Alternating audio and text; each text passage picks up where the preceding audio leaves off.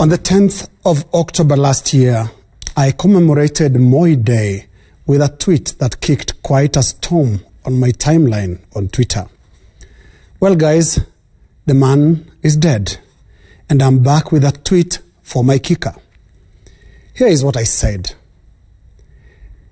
Moi was a serious political adult, fully in charge of the national homestead he headed.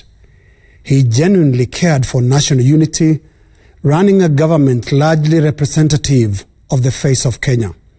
He fully protected our territorial borders. I concluded that tweet with another apparently contentious line. History will judge this man kindly.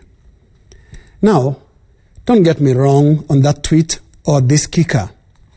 Daniel Toroitich Arap Moi was not a saint. Indeed, he had exactly the same failings as those of many leaders of his generation. That is, the inexplicable desire to last in power forever. Just like his peers and friends of the 1980s, like Mobutu Sese Seko of Zaire, Hosni Mubarak of Egypt, Robert Mugabe of Zimbabwe, Omar Bongo of Gabon, Paul Biya of Cameroon, and Teodoro Obiang Nguema of Equatorial Guinea, among others. Daniel Arap Moi wanted to last in power for as long as he could. And to do that, that generation of African leaders that includes Moi adopted different means of survival that ranged from persuasion and coercion to even life and death. They cultivated a personality cult, with some like Mobutu and Kamuzu Banda of Malawi even claiming to have divine powers and therefore worthy of worship just like God the Almighty. That generation of African leaders rewarded loyalists and punished opponents, be they real or imagined. Now that Daniel Arap Moi passed away on Tuesday, there will be varied opinions as have been expressed, including my 4-month-old tweet.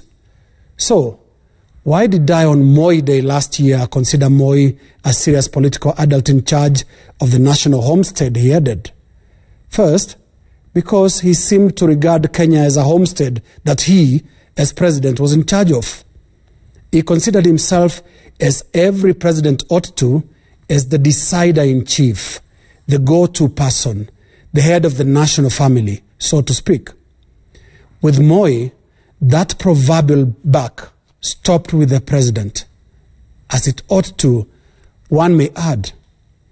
A serious political adult would know when not to light a political cigarette, especially when your opponents are walking around with fuel jerrycans. I recall Moi navigating the opposition demands for electoral reforms in 1997. The shout was, no reforms, no elections, by primarily quietly recognizing that the force of reason was in favor of the opposition demands. As latter-day political power peddlers would say, there was sufficient tear gas and rubber bullets, but Moi gave in to the dialogue of the inter-party parliamentary group, IPPG, that led to the reforming of the Electoral Commission of Kenya, ECK, reforms that helped deliver Kenya's only uncontested presidential election result in 2002. History will not revise that fact. On the international scene, Moi, the political adult, played big. He projected the big boy diplomacy. He believed and positioned Kenya as a regional political powerhouse, capable of resolving regional problems like decades of war in South Sudan and the war in Somalia.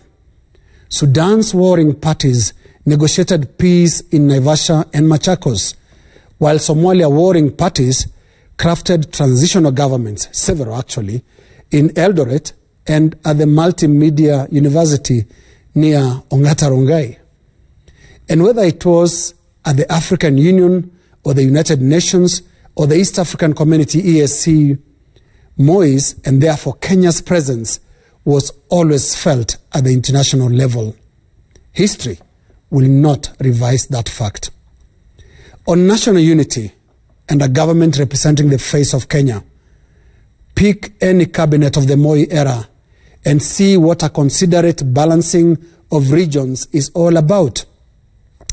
Ethnic communities and regions felt represented through cabinet ministers, assistant ministers, and permanent secretaries, a careful balance Moi maintained even in the multi-party era. History will not erase that fact. I could go on and on, but let's face it, Daniel Arap Moi's legacy is a viciously contested space.